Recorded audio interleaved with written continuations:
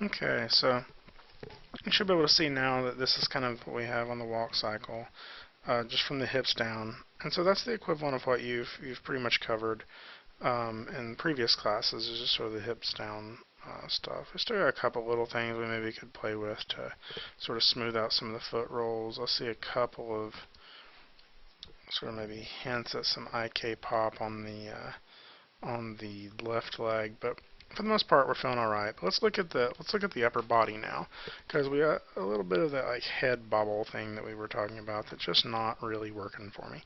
I mean it's right. Like I think that the poses are right. Maybe a little too extreme, but it just feels like it's a little too like seesawy. So let's look a little bit more at the some of the curves. So again, just um, as a editing, you know, not even formality. It's something you just have to do. Go through and look at every curve on every control, and that includes the hips. But the hips actually came out pretty clean.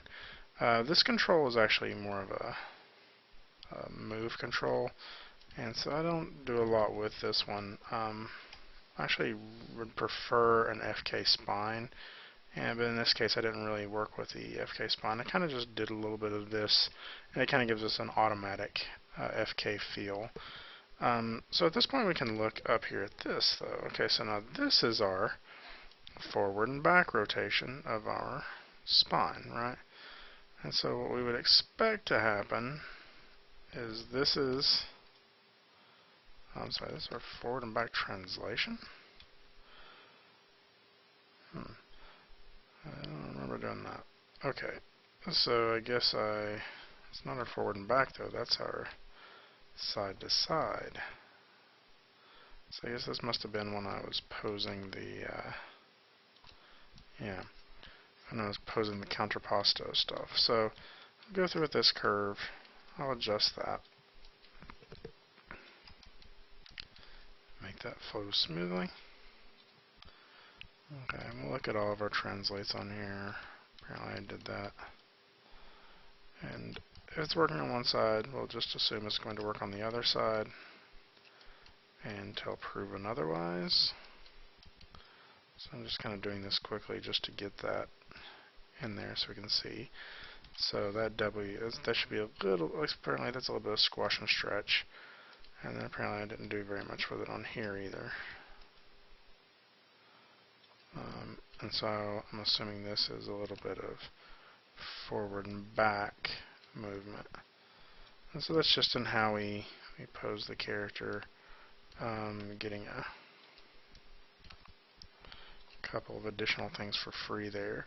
What I'm most interested in, let's see if that helped any on anything. A little bit. It's not terribly noticeable, but so what I'm most interested in is the rotate X. Okay, so we'll start to see why maybe some of this is looking a little weird. First, we're going to just clean this up just so we know how it's flowing in and out of the curve. Right, and we can look at this and start to see what's going on. Okay, so we have our contact and our down, and then this is our passing pose, and this is our up pose, our contact, which should be very similar to this contact, if not right on it. So I think we could actually pull that back up a little bit. And then our next down feels like it doesn't go down quite as much. Or it doesn't go back quite as much. And then, they kind of get this like overshoot. So I think now that we got this curve feeling a little bit more consistent, now the challenge is making sure it's the right amount. And so I think for the upper chest, it's that rotation forward there that feels a little strong. And maybe the reason for that is maybe we just dip a little bit too much there. And so let's try something like that. and just see. What I would probably consider doing is just covering the head with our hands. You can also actually turn off parts of this mesh. And so I'm actually just covering up part of the screen with my hand and looking at the chest. That's not bad. I'm alright with that. I may have to pull back more later, but we'll look at it later. Okay, so this is feeling relatively consistent. Maybe even too so. We could even consider doing something like this just to kind of give it a little bit more liveliness. And then we go, what is that? Like, I have no idea what this is. What happened here? So let's go ahead and clean this up. So this is our rotate Z. This is sort of our, look at it more from the front, this is sort of what our contrapposto is happening in. And so we're not getting quite as much there, right? And so we're getting quite a bit there. Actually, no, this is wrong. It should be more like that. And so that's where we're missing it. And so let's just play around with this and see if we can make this feel a little bit more natural. Yeah, so that just made it a little bit more consistent, right?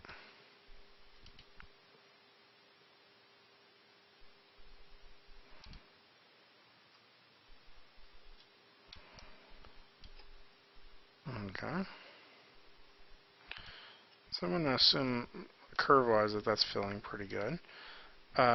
Let's go ahead and look at our neck, which really just has this forward and back, which is alright for a neck. Necks don't have a terrible amount of motion in them.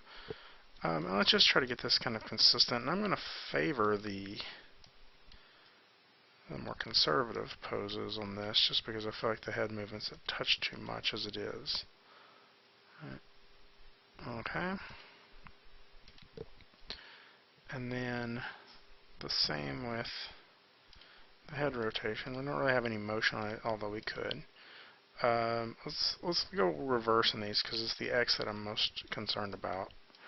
And I'm just going to kind of clean up the ones that just have little bugs in them, little things that could be made tighter, like this. Okay, so that's easy to clean up. The Y.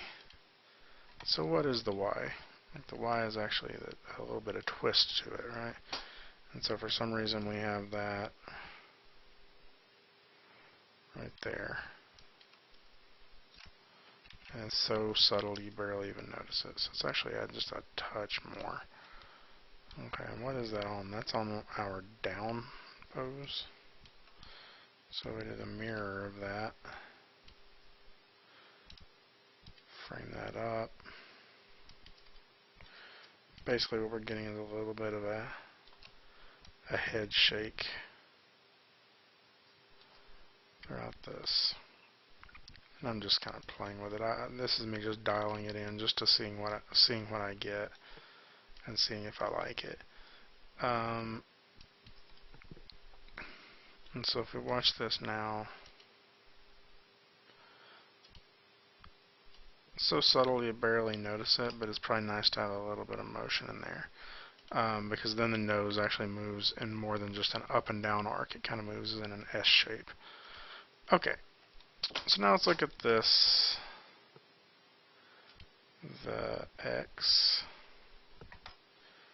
Okay, so this first one's the one that dips, I think, too much for sure. And I'm going to guess both of them kind of do a little bit. And I'm just going to make it a little more subtle.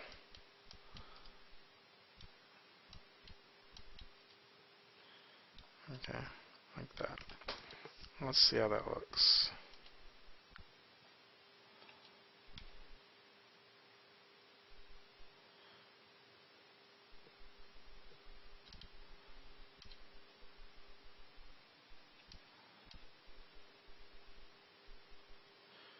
Okay, so I think the amount is there now, but we still kind of have this, like, everything is happening at the same time.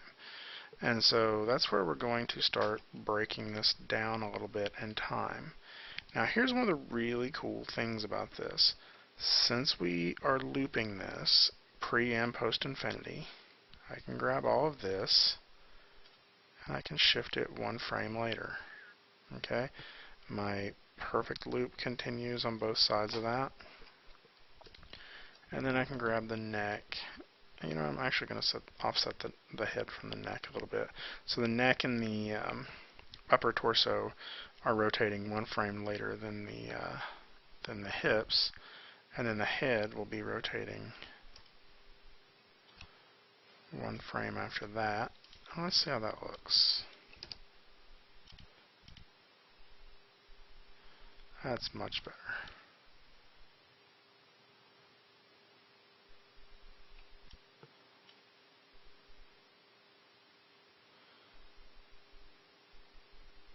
Okay. So, I am relatively happy with that. What I'm going to do now is work on the arms. So, let's look at the arms again. I'm not joking. Every curve. So, rotate X. Look at it. Let's see what's happening. So, rotate X is a confusing. Like the arms can be a little bit more confusing. So, what I usually do is I grab a channel and I look at it. Now, okay, rotate X is my twist. Okay, so we can kind of see when do we want it to twist. It's actually working pretty well. I maybe would do a little bit of something like this. And if I were really, really polishing this, I would consider seeing if the arm should overshoot just a little bit past here. Now again, I do not condone this as a solution for overshoot. Digital tutors will tell you differently. They're stupid. Don't listen to them. That is not a good idea. The reason for that is because, well, let me just show you why that's a bad reason. If I do this and I say, okay, that's exactly where I want that to overshoot to, is right there. Now watch what happens to that peak when I move this. It changes. Okay, so since I did not nail that down with a key, my overshoot can be lost or changed. And I am a control freak. So if I want to overshoot just a little bit, maybe I would do something like that. And then I would adjust my tangent just to make it look like we're shooting past it. Now this is a very subtle spot, so maybe it wouldn't even really matter too much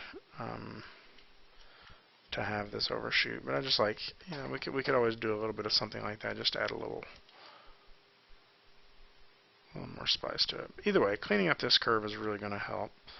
We're going to go here to this one. You'll see a major issue in this is that we're getting this hitch.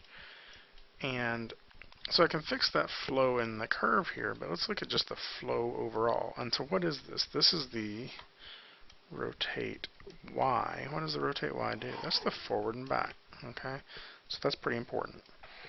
So we rotate back, and we get that little overshoot from the backwards rotation, right? And then we start to rotate forward, and it goes pretty quick, and then it kind of stops, right? And so that's kind of the biggest issue here. So I think we need to just kind of adjust how quickly and how much settle we get into this pose here, right?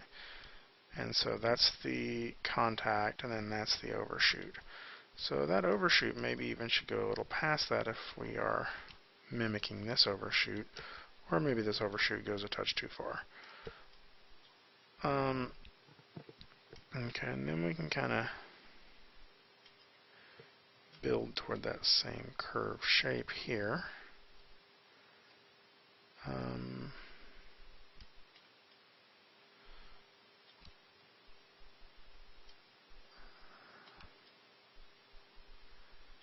I'm not sure that's what exactly has to be.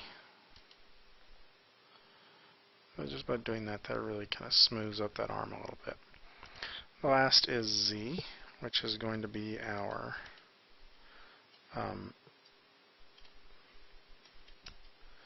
in and out, right? I don't know why changing that did that. Okay, so if I look at this in and out now, we got a weird set of curves here. So at this point it kind of goes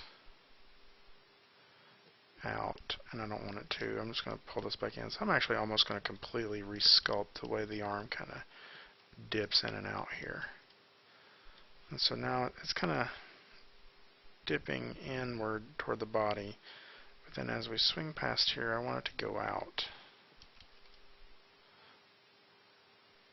I'll just start doing something like that. Just a little bit. And just to look at this, I'm going to look at this from the front view. So it's probably even too far out. So maybe a little bit something like that.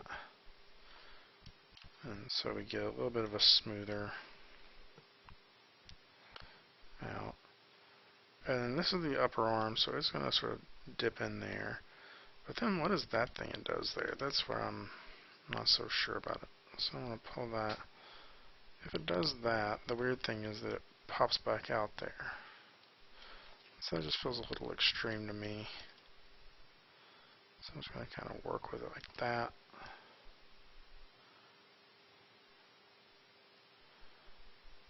And so that feels a little better to me. Okay, now at this point I maybe would even go back and look at my X again to see if I need a little bit more of this rotate in here.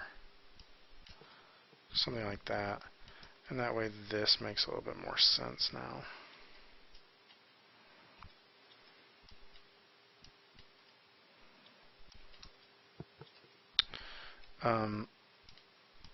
So let's see that. Now keep in mind we're looking at the upper arm, not the lower arm. The lower arm's kind of going to do a little bit of something different. Okay, I'll work down my elbow. I don't know why there's a translate on that. Let's look at the... So, had I been animating very cleanly, really you should mainly only see channels on my rotate Y. This rig is pretty smart though, and it knows that we can do some slight changes to that. So I'm going to look at each of these channels and see if we get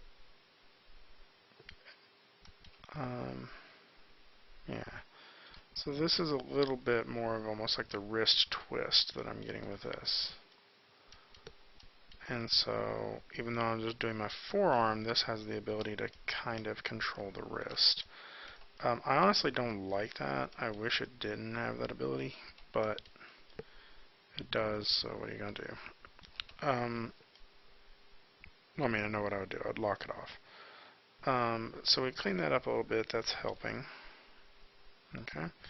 I'll look at my Z. And so if I move my Z controls, see, those shouldn't really be moving at all. Let's see what happens if I just flatten these back out.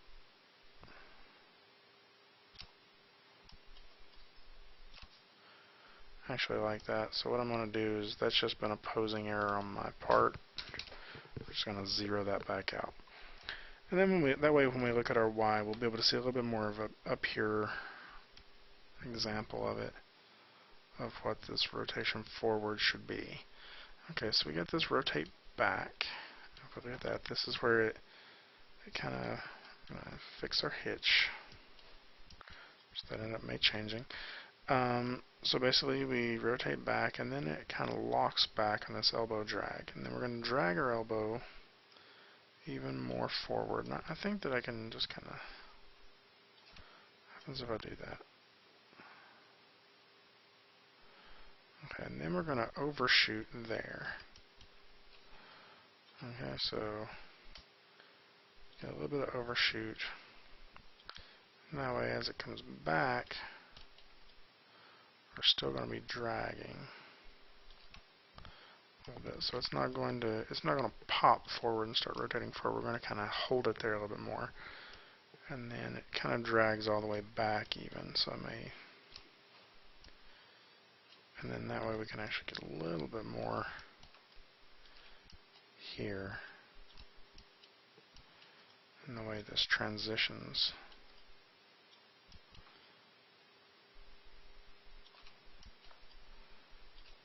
So we get this, there we go. And so that's very minute stuff, but it's actually pretty important. And I'm going to do the hands next. X. Okay, so what's our X control mean? It's our twist. Okay. And so the biggest thing is I just want to keep some consistency in here. So it seems to twist back a lot there all of a sudden. So I'm going to make it happen a little more gradually. And then it's like it drags the back of the hand forward. And so then it starts to seem like it's going to rotate forward again here, but it kind of jumps and does a strange twist there. So I'm just going to clean that twist up. So it's going to sort of flip the hand back around. So you see, if we're just watching the way that hand twists, that really cleans that up. And we got a good end point on both of those. So we'll go here and look at this where we do not have a good end point. I'll go and get that fixed, just because I know it has to flow like that. And so here's the question on this is, what is this? This is sort of the side to side. So we know that at this point here, it's almost going to drag back, right? Can we drag it a little bit more without breaking it? Maybe. Yeah. And so that's actually, I have a feeling that this is actually going to be relatively close. I would maybe want to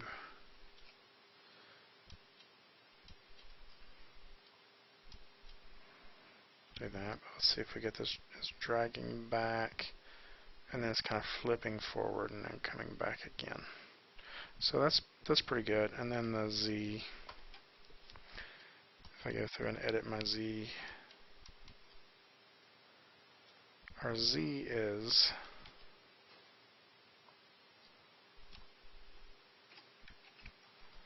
apparently not much, but our Z should be our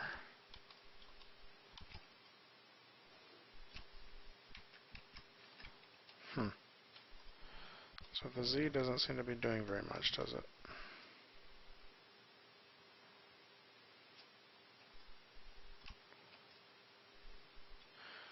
Okay, well, it's in there and it's not doing very much, so we'll just make sure it's kind of clean. And let's look at how this arm looks now when we watch it. So it's not bad. Alright, it's much cleaner. It's not popping anywhere anymore. But it still kind of feels like everything's kind of hitting and changing directions all at the same time. So again, we're going to do that little offset trick. Okay, I'm just going to offset the arm by a frame. I'm going to offset the hand by a frame. Now that's a little bit of a lazy solution. But in this, because I know the arm is just kind of dangling like a pendulum, it actually really helps. It really just works. I think the more advised way would be to manually go through and make sure that every key is doing exactly the offset you want it to do. But in this case, I think that gets you most of the way there. I'd probably still consider doing a little bit more cleanup on that offset just to make sure you get exactly the way you want it. But this is going to be a really good start for that. Okay, so I'm going to go ahead and polish up the rest of the arm. Maybe polish a couple of other little things too, just stuff like that extra IK pop. And then I may play blast this out and we'll put it on YouTube with the tutorial videos just so you can kind of see the final result. So let me know if you have any questions, and I'll talk to you soon. Bye.